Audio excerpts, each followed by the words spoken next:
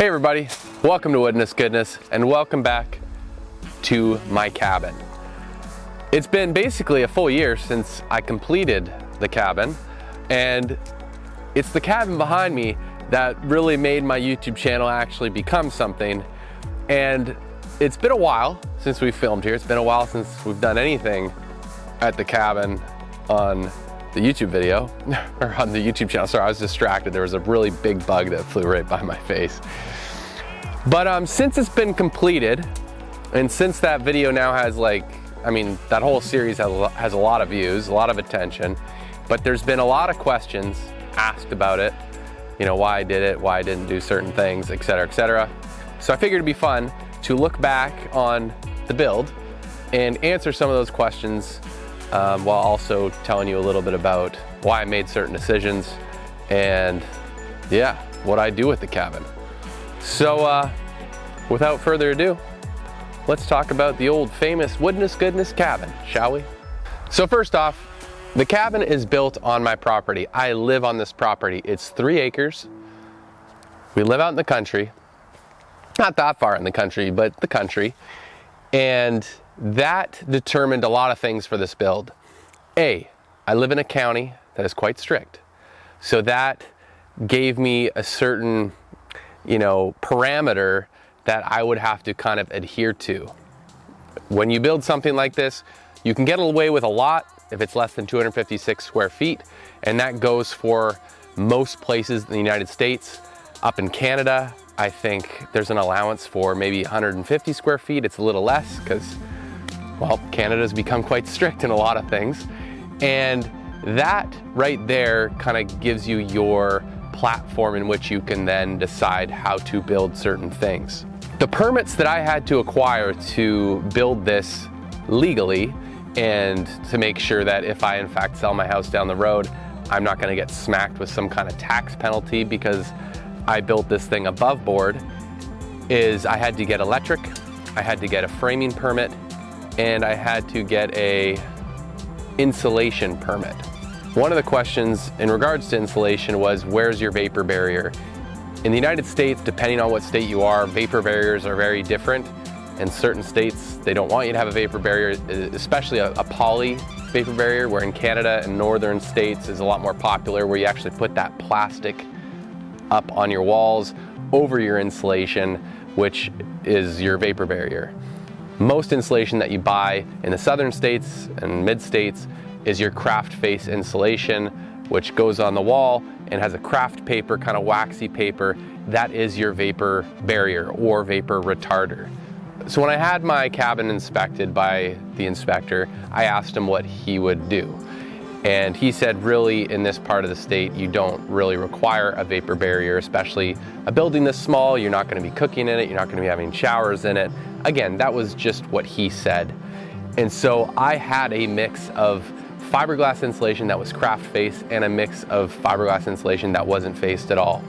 And so I figured, you know what, why not we just do no vapor barrier? And that's why I ended up putting insulation up with no vapor barrier. I did not put it in backwards. I just simply did not use a vapor retarder or keep the vapor retarder on that insulation.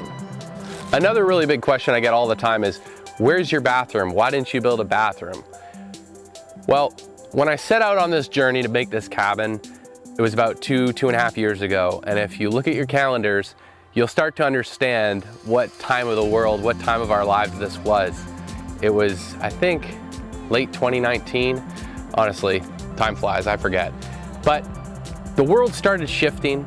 I started working from home a lot more often. And this being a place for people to sleep, I was thinking about Airbnb-ing it, which later found out it's almost impossible to Airbnb in this county. Again, this county is very strict. I really don't like it. And so I realized this would really become a great spot for me to do my video work, video editing. That's what I do as a job. I'm a video editor, video producer, however you want to call it. And so that's how this went from possibly being a cabin where it would have sleeping quarters, maybe a little kitchenette, maybe an outhouse or a bathroom attached. I didn't really know. However, what I did know later became this would just become an office.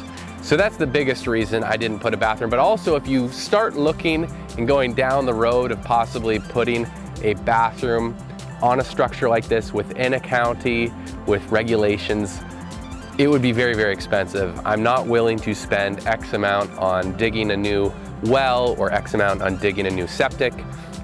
And those are two of the things that I would have to do if I was to put a bathroom on this bad boy. So, you know, I spent around 14 grand building this in the first place. Just to do those two big items in order to have plumbing would be an extra 7 grand probably. That's just a rough estimate, but you know, it would be very expensive. And again, because this became kind of an at-home outdoor office from my actual house, that wasn't really necessary. I can walk 300, 400 feet to my bathroom at my house now, so that's really why I didn't build a bathroom. Like I said, when I set out and started building this cabin, I really had no plan. I had some rough sketches. I knew I wanted to do a shed style roof and cedar shake siding. That was basically it. I had collected some windows from a Craigslist post way back in the day, and they were just sitting in my workshop. I didn't really know what I was gonna do with them, but I wanted to incorporate them into the cabin somehow because they were free. Later learning all those windows had failed seals, and you know, eventually got some new commercial 1-inch glass units from my buddy Max, and that's what created my window wall. The window wall looks kind of funky, looks kind of different. It's because that wall was created for windows. It was never gonna be, you know, just a straight up wall. And because I didn't really know what I was doing when I did it, I didn't necessarily know about, you know, the proper way to frame a window.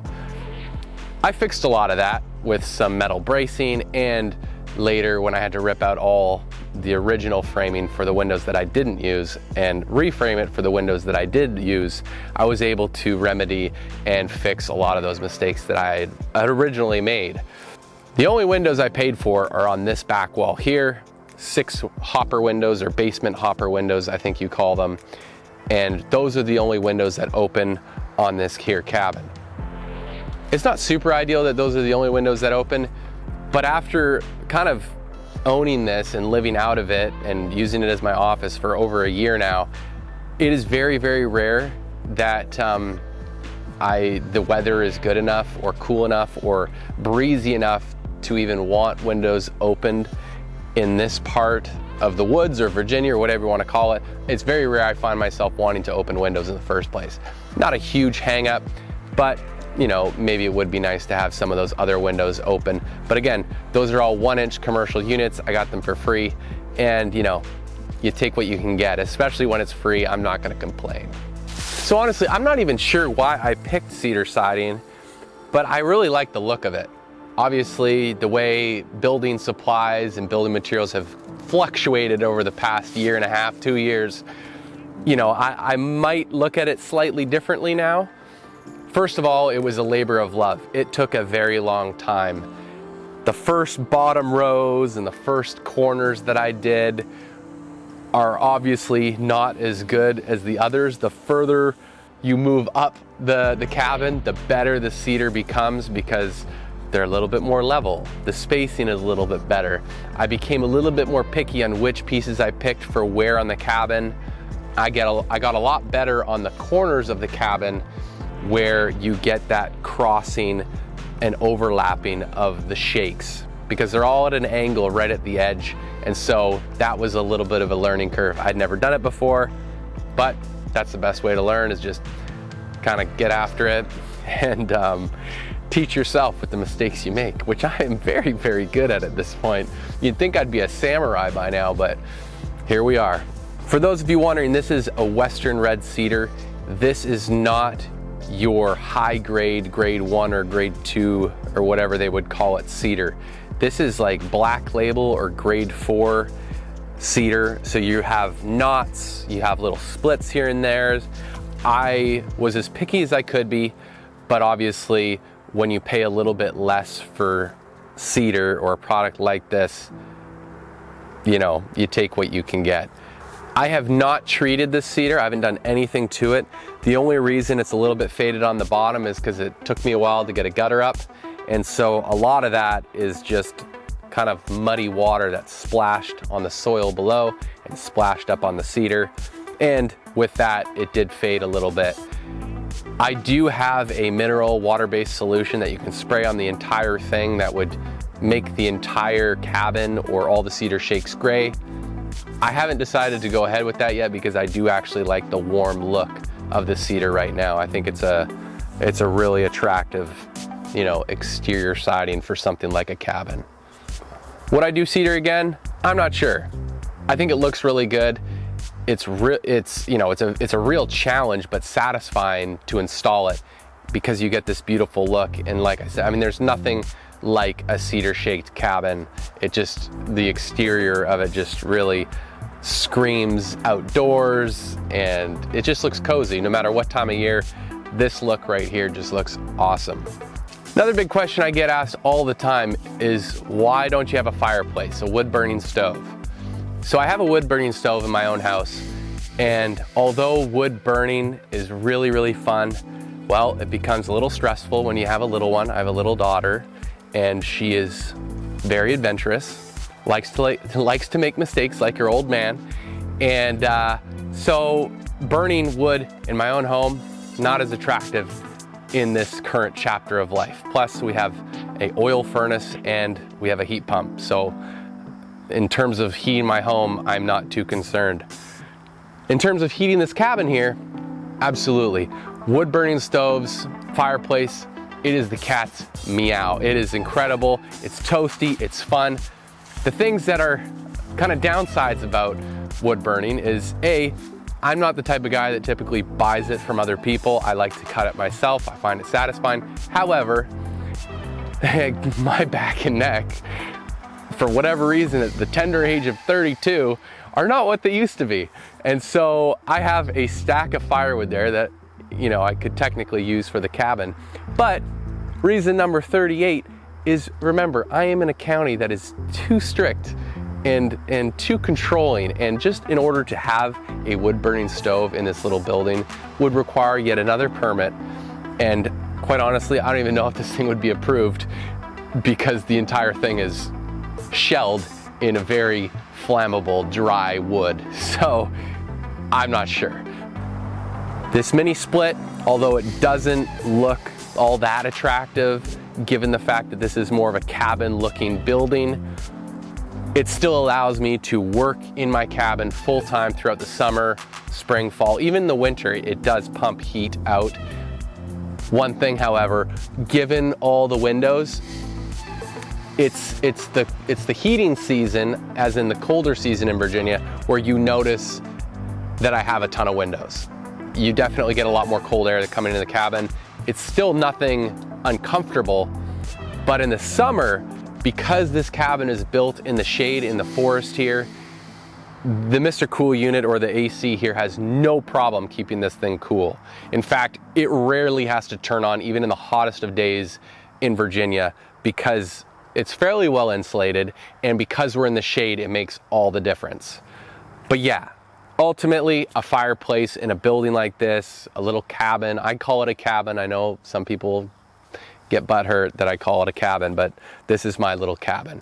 Even though a fireplace would be absolutely incredible in it, it just really doesn't make sense. And I'm gonna have more opportunities in the future to build structures with fireplaces, and this doesn't have to be it. Making a mistake on a wall or a roof is one thing. Making a mistake on a fireplace is a whole other can of worms. So we're just gonna keep it like that for now. So like anything, I think it's important to know your goal, the broad goal, before you do start a project like this. From day one, I wanted to create a space that I could enjoy like this, whether it was sleeping in, whether it was having friends over watching a movie in, or whether it became, and the ultimate purpose of this cabin was an outdoor office where I could hang out, enjoy nature while doing not so nature things, which is my day job. Now that we're inside, you can tell, you know, if you can't, I'm sorry, I don't know what to tell you, but This is why I wanted a window wall. I was not thinking about, the efficiency of heating and cooling this structure. I ultimately didn't care. Call it a luxury, call it a dumb decision, but I wanted an entire wall, floor to ceiling, as best as I could do with windows, because I knew how beautiful it would be during the daytime, pretty much any time. When you can see this much nature in a small structure like this, it's a thing of beauty. And that is exactly why I wanted this big window wall. I spent a decent amount of money on lighting in this cabin. I barely ever turn it on. I almost never turn it on because it's so beautiful in here with the natural light, especially during fall when the leaves are changing colors and the leaves start to fall off the trees. The sun sets right behind me. So as I'm editing late into the afternoon, early evening, the sun is setting in the trees and it glows my face. It's an amazing thing. And again, that's partly why I built it where I built it and why I have so many windows. A lot of people ask me, why did you insulate the roof the way you did? Well, I wanted to have my rafters exposed. I think that's such a great look. It reminds me of an older cabin. And above the rafters and sheathing, I do have 4 inches of rigid insulation. So it's well insulated. My walls have fiberglass insulation. My floor has fiberglass insulation. And I think a lot of people just were unsure if my ceiling was insulated, but yes, it is. So anyhow, I really don't know what else to say in this video. I just wanted to give you guys a little tour, a little update, answer some questions. If you guys have more questions, maybe for another video, feel free to ask me below in the comments.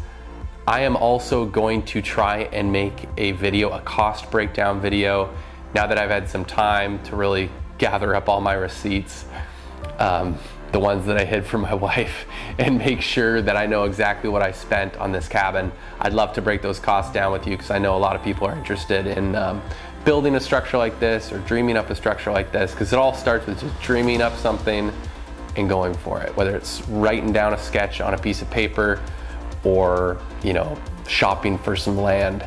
It's really, really fun. It was very hard, but very fun and exciting the whole way. Anytime I left the hardware store spending $500, $1,000, $1,500, as much as that hurt my wallet at the time, I was excited because I knew what that money was going towards. I knew what I would be building with that lumber or that sheathing or that concrete that I purchased. I don't, in life, with all the things that we buy and we're just so used to paying for, it's not often, you pay for something for $100 and you know how incredible and how long lasting that $100 purchase will last. This cabin's gonna be here a long time, hopefully, hopefully. So far, so good. But ultimately, every penny that went into it, if I tell someone I spent 14 grand on building something like this, they might immediately go, oh man, that's a lot of money, I can't afford that. Well, I spent 14 grand over like a year and a half. And so it really didn't seem that bad. If you look at some of the things that you buy or other people buy, or friends or family, 14 grand in in a year and a half, I'm sure you could find a way to buy something or build something like this yourself. And like I said, after doing this and after having this awesome YouTube channel and being able to read comments and go back and forth with some of my longtime viewers and subscribers and the friendships I've made throughout it, I've been able to dream up and think of other really cool things that I'd like to do on the channel, whether it was the mobile bar, teardrop, or we'll see. There's some big stuff in the works. But I would highly recommend an experience like this, even if it's just building a doghouse or a chicken coop. It's really rewarding to, like I said, dream up something big or small and go for it. Because there's a lot of lessons along the way that I can't tell you about, I can't teach you about. You got to come across those on your own. And yeah, it's a really fun thing. I love it, and I highly recommend it. It's emotional talking about my cabin. But anyhow, guys, like I said, if you have any comments or questions, feel free to ask me in the description below. I will try to get to as many as possible. Hope you enjoyed this little update, and we can do more of these. Just ask nicely.